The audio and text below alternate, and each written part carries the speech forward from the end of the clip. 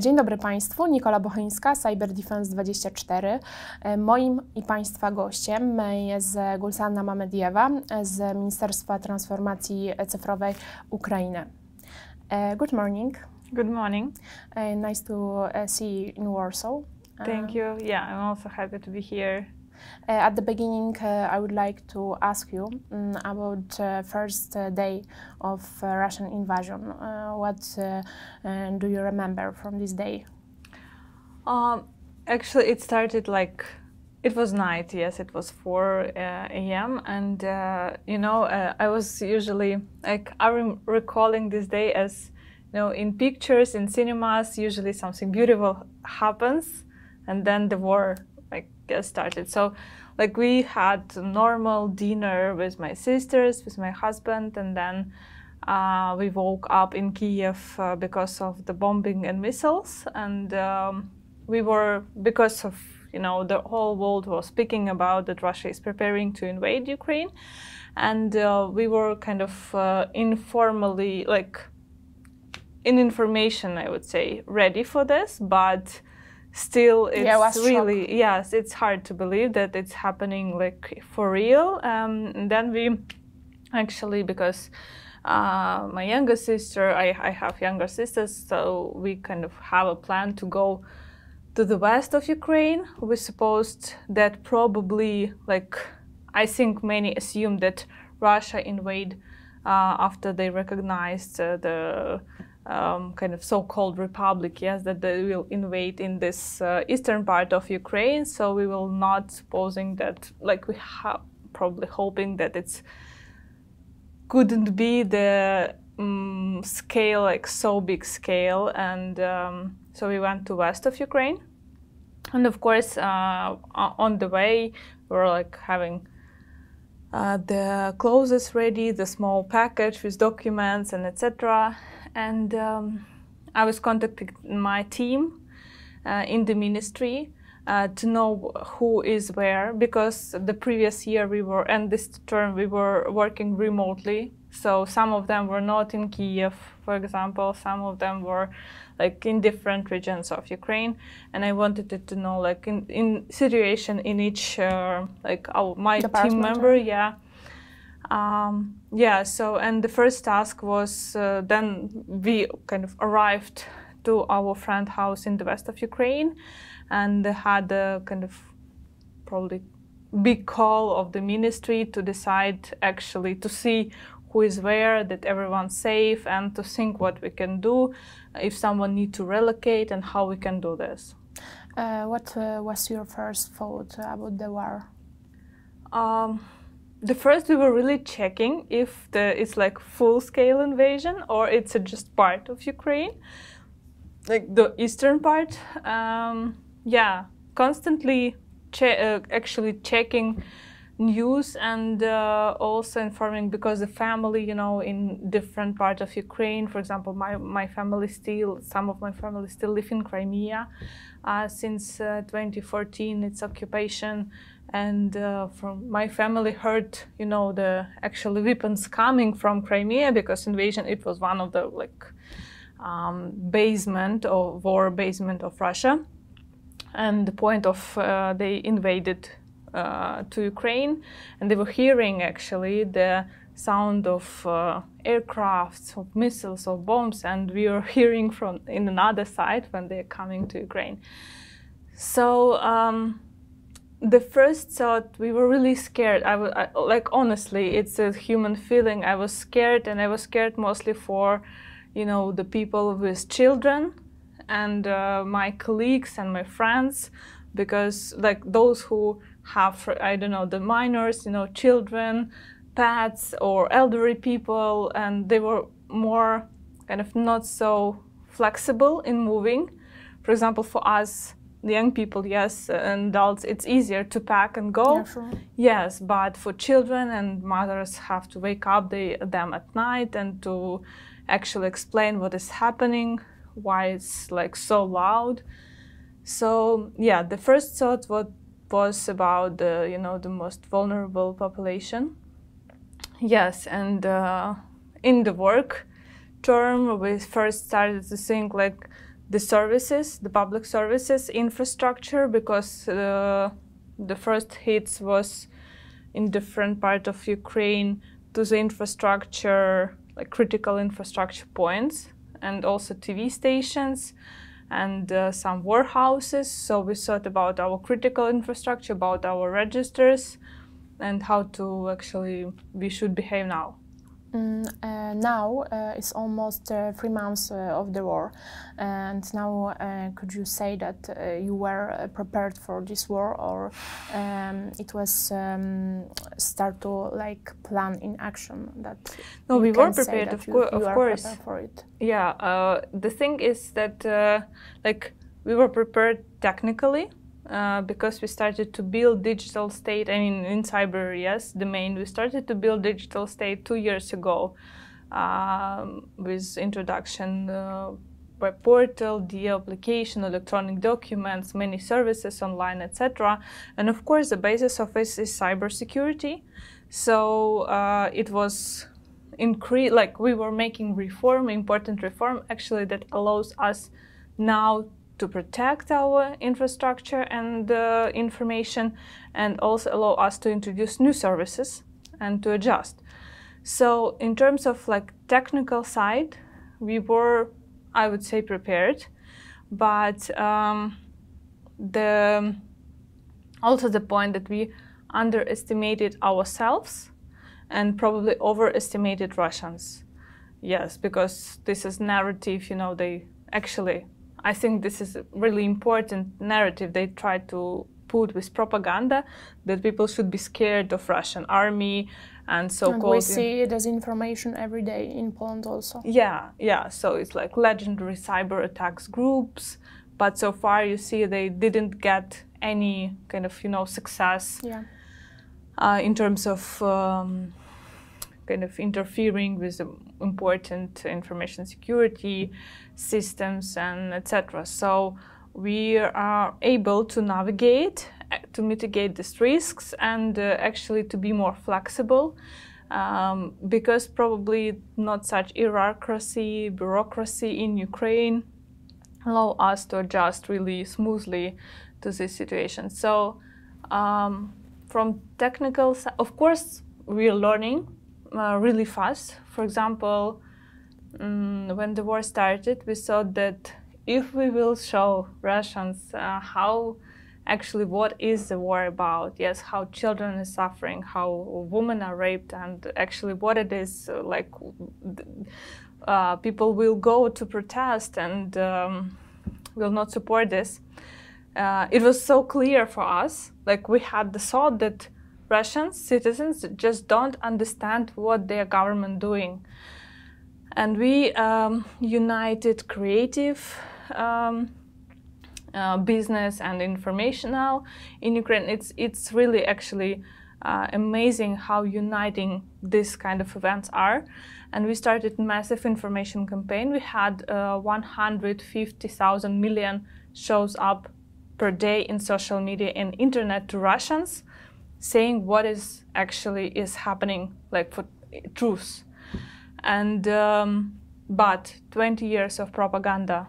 And yeah, but I think it's the biggest war in social media, because we see every day that your government is working for it, but still the disinformation of Russia is huge. So how to fight with it? Even in Poland, we see that we have a lot of fake news. Absolutely, and it's effective. Like you see, we kind of, there's no protest, yes, and many Russians support this, what is happening. And like, as I said, we change the tactics. Then we understand that they're not kind of, you know, interested in truth. I think about 70% of Russian people believes in Putin's propaganda. Yeah, and support what is happening. And this number, really interesting, this number is increasing. Okay. Yes, and also with the ban of social media. Like, yeah, and Instagram and Facebook. Yes. So they are afraid of truth, yes. They, I would say, hate it now. And it's hard to deliver truth to the Russians, to the citizens. Because, as you said, the massive propaganda goes not only in like internal market, but also outside in Eastern Europe. And many our friends in like Poland, Latvia, Lithuania, also under this wave of disinformation, and we're working with government really close. But what is important, we have to work with social media, and social media is like massively important today. For example, Bucha case, when Russian army left Bucha, Irpin, and we saw actually what they did. What happened there, and I think New York Times was the first media that shows what actually happened there. So this is Bucha massacre, and people started, of course, like the whole world online at the same time sharing what is happening. Yes, so this is how the truth is shared, and but social media started to block this information because it was under terms on the policy of Facebook, for example. It was violent content, but it is the truth, and it's so important for us to say like immediately what is happening. For example, last week Twitter announced a new policy of disinformation, and you try to have contact with Twitter administration about it, that how to fight with disinformation of war. Actually, we're working with Twitter together with our Polish colleagues. Like we had joint letter from the Polish government and Ukrainian government to Twitter, because there was many, unjustified blocking because of massive reports of Russian bots. So journalists are kind of attacked. Yes, in social media, the information is blocked, the journalist accounts are blocked. And so it was, for now, I would say it's important first, it's to share truth. Yes, because disinformation, it's important to delete, to block those who knowingly spread the lie, and also support those who share the truth. Yes, and this is like the difference with misinformation. Misinformation, when someone like unknowingly spreaded some information and you just like with arguments say, no, it's not true. Like, for example, well, that was with COVID, yes, people unknowingly sharing some not medical facts and not scientifically proved. So this is really different, like disinformation and misinformation, because with disinformation, they are doing it knowingly. And it's important to block fast and also to not allow to shut down the truth. And because truth is sometimes, and usually now it's reality, it's violent and aggressive, and we have to show pictures and we have to say truth, how children are killed, how the hospital are bombed. And yeah, so social media have to change this policy. And the problem is that, of course, they put a lot of algorithms, yes, to assess the content, and algorithms decide, oh, this is violent, then blocking. But in such cases as Ukraine, well, we found ourselves now, our region need to be like provided more attention from social media, and more human resources should be allocated to assess what is truth, what is not. And also, we are really convinced that social media have closely worked with NGOs, the local actually people. I think with journalists too. Yeah, and it's the big problem now, also for journalists. And what is the biggest challenge now for your department in technological field or in another field? What is the most challenge? Into technological, this probably relates to telecommunication equipment, because and actually TV stations, IT equipment, I would say, telecommunication, electronic communication equipment, because when Russia occupies some territory, first they would do, they destroy internet connection, like any equipment that allows people to go, yes, and to see the truth. And they, like Russian media and propaganda comes and say that Ukraine is like defeated, so Russia won, and we have to build a new world, Russian, and etc. So to have connection with Ukrainians on occupied territory is internet, yes. And for example, in these terms, Starlink technology and SpaceX company really helped us a lot with providing equipment, and allowed, like, it's a lifeline for military and for people in occupied territories today. So this is, I would say, technological challenge, but we manage it.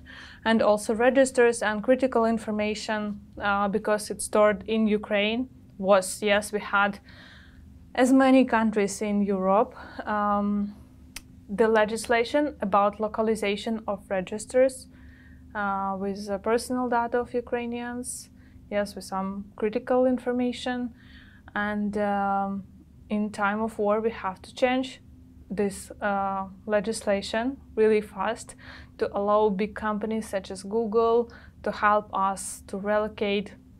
And actually many countries, and Poland as well, helped us to relocate some important critical infrastructure, information security infrastructure, to the territory where it will be like protected. What kind of support do you need the most now?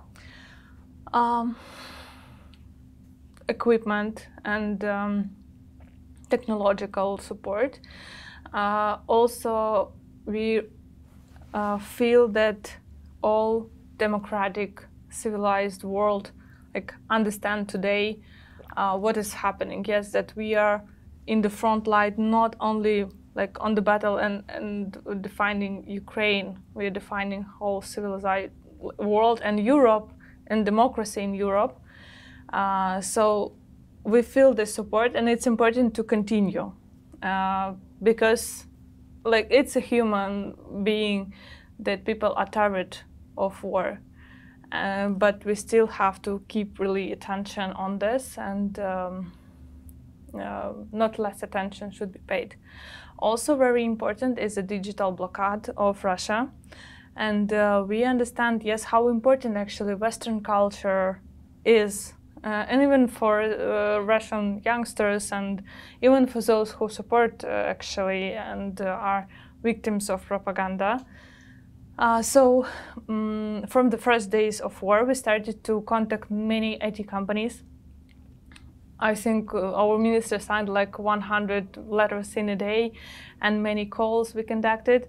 And it worked. The support was huge. Companies not only stopped work in Russia, but they also offered support to Ukraine, technical support and financial and informational and etc. So digital blockade is important, and but there are also bad examples. For example, German company Saab, which is really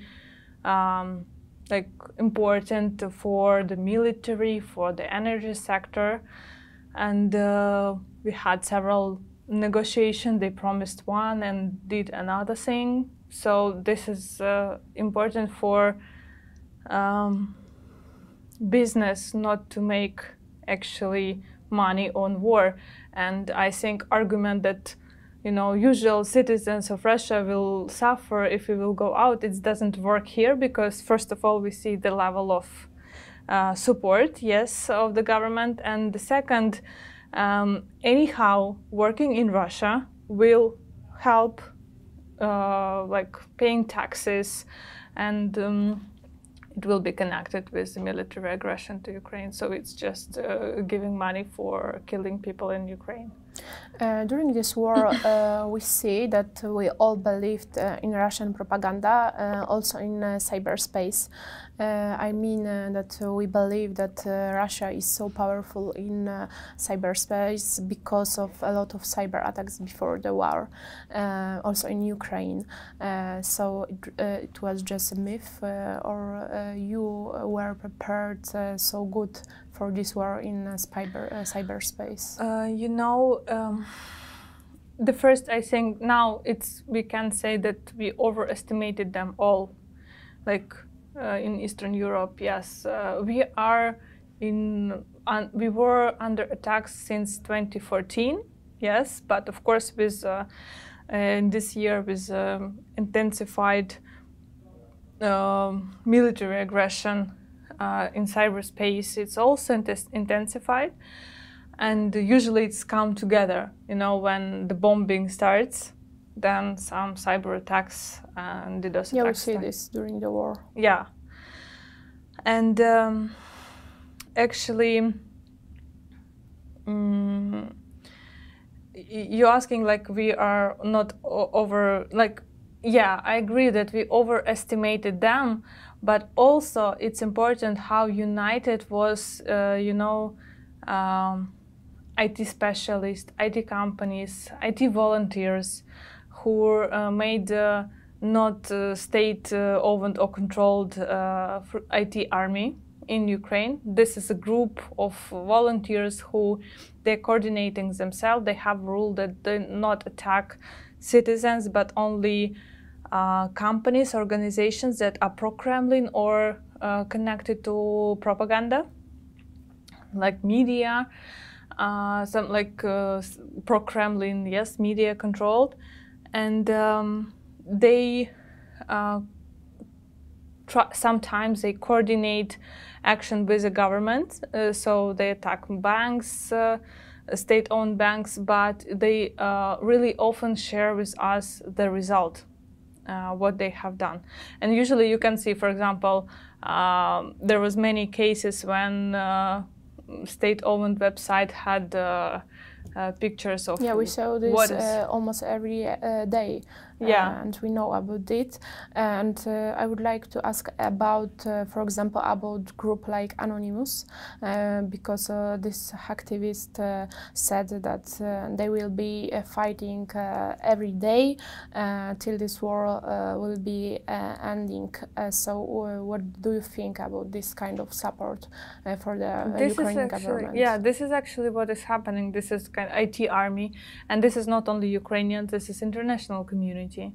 And like foreign IT specialists, and they work together. We are not coordinating them, but they deliver us result. For example, there was when Russian army left Bucha, you saw that like this is second army of the world was looters. Yes, they brought like steal a lot of stuff from the people's houses, like washing machine, TVs, and they went to Belarus to send this stuff to their homes.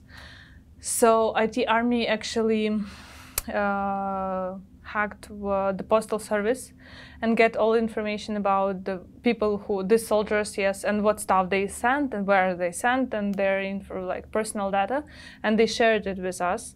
So we saw actually we know the names, yes, we know names of their relatives to whom they sent this all stuff, and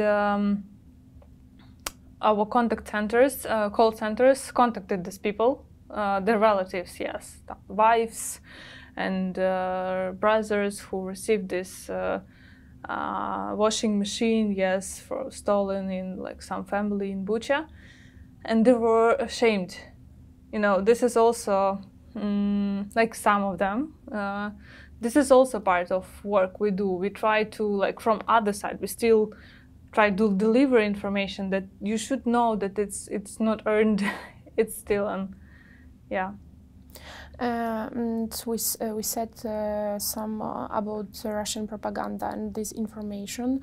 And what do you think? What is and the most threatening for also Polish people. I mean, the myth of about, for example, Ukrainian and Polish nation, because we see that Putin's trolls want to fight with this cooperation between our nations. Yes, for sure. And I think the most, because we work with the Polish government really close on that, and especially on this topic, and the narratives that Russian propaganda is bringing, yes, to Polish people is different that they bringing to Ukrainians, and they trying to convince Polish that like you are suffering, you are paying for this war, the economic situation is going worse because of Ukraine, not because of Putin's war. Yeah, because like you support Ukraine because you spend a lot of. This is like,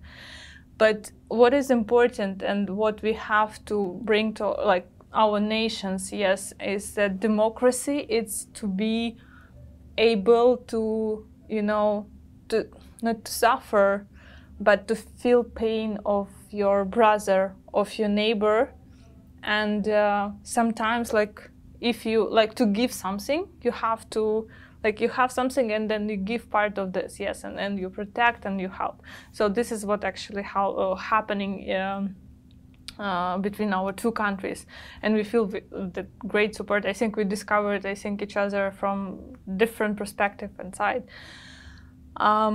Yeah, so what is important here that we jointly work first with social media. And when social media see that governments are united and stand for together, it was more effective than we kind of contacted, you know, Twitter by the Ukraine and then Poland and to bring them different narratives. So, yeah, to be together in this context and to support each other. And also we are really flexible and have quick communication, for example, to check some information when Polish government send to me like how we have this kind of pictures and information, is it true? And we quickly check, like we say, no, it's not true. And they kind of go and say like we email Twitter that please block or etc. So this is, but I think we have to also like go to the site, how to support journalists, how to support non-governmental agencies, so they also would have this direct contact with social media as a trusted partners, and to be. This is really critical to work in timely manner. Last week, our government and also Prime Minister Fedorov announced in Warsaw the business hub. It's cooperation between Ukrainian and Polish business, and you can say what will happen more between Ukrainian and Polish government, like what kind of support you get and what kind of digital infrastructure will be more between Ukrainian and Polish. We have a big important like wish.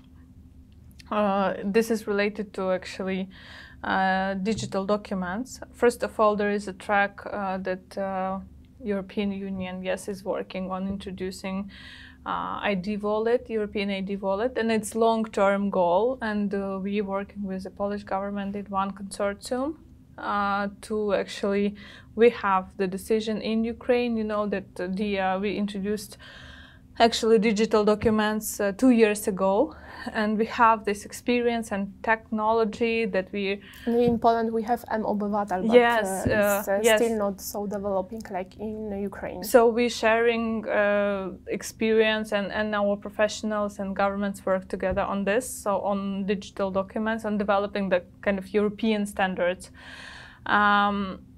And I think we are really successful in this, so I hope it will work. But the actual project and work will start next year. Now it's only kind of preparation with the European Union, you know, kind of big procedures. And also we work in the like kind of addressing the challenges of the war, and people who seeking protection, Ukrainians who seeking protection in Poland, they came, some of them, or they lost documents, or they are, forgot these documents, were evacuating from Ukraine. So, but we have digital documents and we work so in terms that the Polish government will be able to recognize and check, to validate and to share digital Ukrainian documents. So this, for example, driver licenses, and this will help,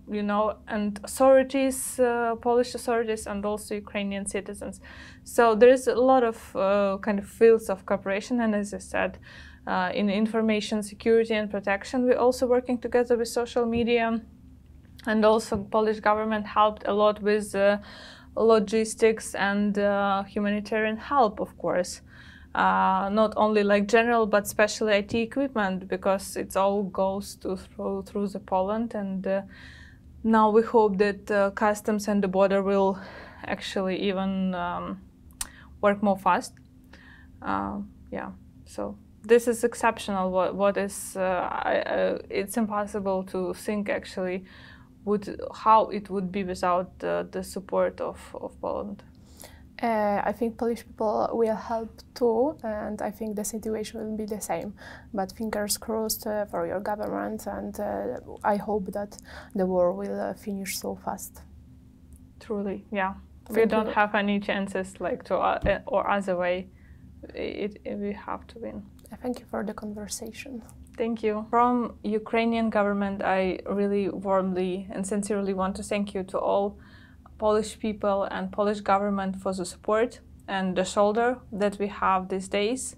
And I'm sure with such a neighbor and brother, we have no chances other than to win in this battle for democracy.